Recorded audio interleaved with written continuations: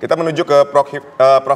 Prof. Hik, ketika kita misalnya melihat bahwa ini kan klaim yang baru sepihak nih, baru disampaikan oleh Israel, bahkan di Telegram Hamas sendiri belum ada berita atau keterangan soal kematian dari Yahya Sinwar. Apakah ini merupakan strategi dari Israel untuk dapat menaklukkan Hamas atau justru sebaliknya? Kaderisasi yang berjalan di Hamas ini justru akan melahirkan seorang Ismail Haniyeh dan Yahya Sinwar baru? Bisa jadi ini strategi dari Israel ya, karena kita tahu bahwa perang ini Israel pun tidak tahu kapan harus dihentikan. Karena kalau misalnya istilahnya mengikuti kehendak dari Perdana Menteri Netanyahu, ini nggak akan selesai. Dan Amerika Serikat sekarang menurut saya itu sudah mempressure Israel agar segera menghentikan. Karena apa? Tidak hanya masyarakat dunia mengecam tindakan Israel, tapi juga mengecam tindakan Amerika Serikat yang seolah-olah membenarkan tindakan Israel, ya. Terutama sekali waktu ada serangan ke pasukan perdamaian. Nah, jadi di sini Israel mungkin berpikir bahwa kita harus menghentikan, tapi menghentikannya ini gimana caranya? Nah, salah satu caranya adalah untuk mengatakan bahwa Yahya Sinwar sudah tidak ada dan yang bersangkutan ini adalah pihak yang mengorkestrasi serangan ke Israel, dan kemudian tinggal sekarang adalah bagaimana Israel bisa mendapatkan sandera-sandera itu. Karena mungkin juga Israel secara ekonomi, secara militer itu sudah sangat jauh menurun sekali ya dari sebelum perang gitu ya. Nah, ini yang harus ada way out-nya ya. Way out-nya itu seperti apa? Nah, menurut saya seperti itu. Tapi dari sisi Hamas bukannya tidak mungkin bahwa ini justru mempertebal militansi mereka untuk melakukan serangan ke Israel. Dan yang perlu diperhatikan adalah dari Iran, ya, karena ini kan proksi semua dan ujungnya adalah Iran. Nah, bagaimana nanti Iran bersikap? Tapi saya rasa Iran pun akan menunggu hasil forensik dari pihak Israel terhadap jasad dari yang mereka klaim sebagai Yahya Sinwar.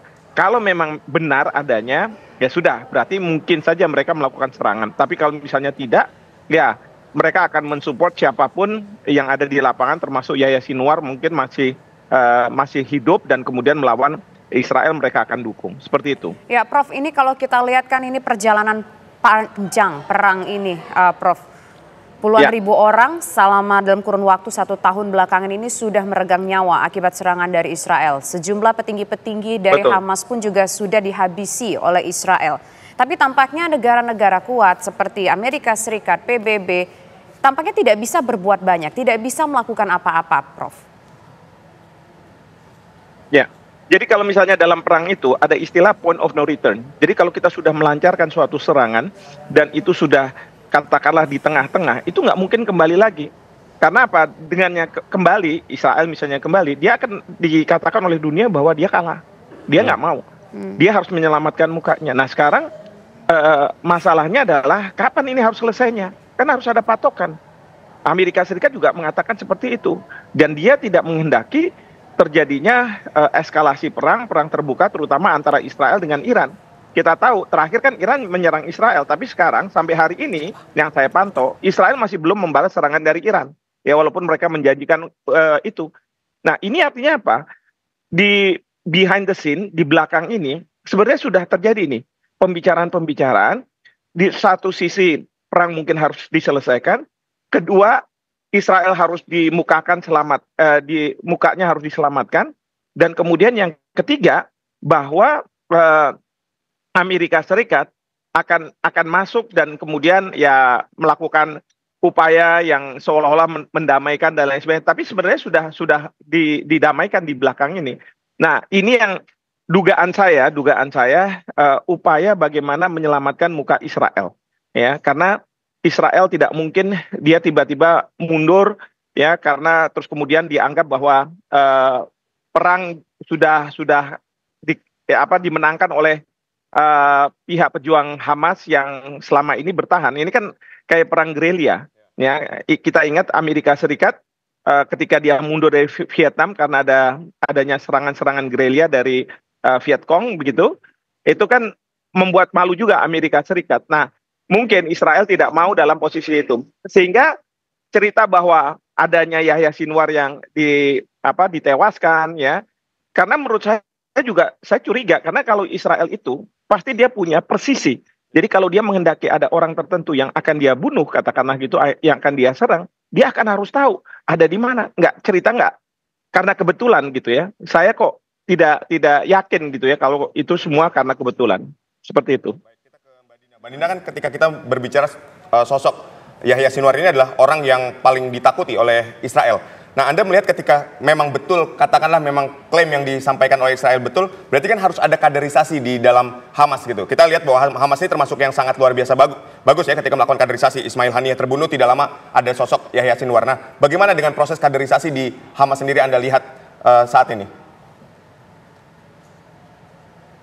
Kalau melihat sejarahnya gitu ya, Hamas itu kan berkali-kali para pemimpinnya terbunuh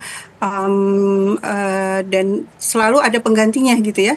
Dengan cepat ditentukan penggantinya dan yang saya dengar ada saudaranya ya, saudara Yahya Sinwar yang kemungkinan akan menggantikan seandainya betul beliau terbunuh ya, Muhammad Sinwar. Itu yang saya baca sekilas di beberapa akun gitu ya. Dan menurut saya yang namanya pejuang kemerdekaan, baik itu Hamas ataupun dimanapun ya, perjuangan kemerdekaan itu adalah sebuah ide, nggak akan mati oleh tekanan, oleh pembunuhan, atau oleh senjata yang luar biasa kuat. Kita lihat bagaimana gerilyawan di berbagai bangsa yang terjajah, termasuk kita dulu Indonesia, kita kan melawan kekuatan yang sangat besar. Ya, istilahnya dulu kita pakai bambu runcing, tapi kita tetap berjuang kan dulu untuk meraih kemerdekaan. Jadi yang namanya ide kemerdekaan itu tidak akan pernah mati, dan bangsa terjajah pasti akan dengan cara apapun akan terus melanjutkan perjuangannya. Oke, baik. Terima kasih Mbak Dina Sulaiman dan terima kasih juga Prof. Hikmahanto sudah bergabung bersama kami. Selamat petang semuanya.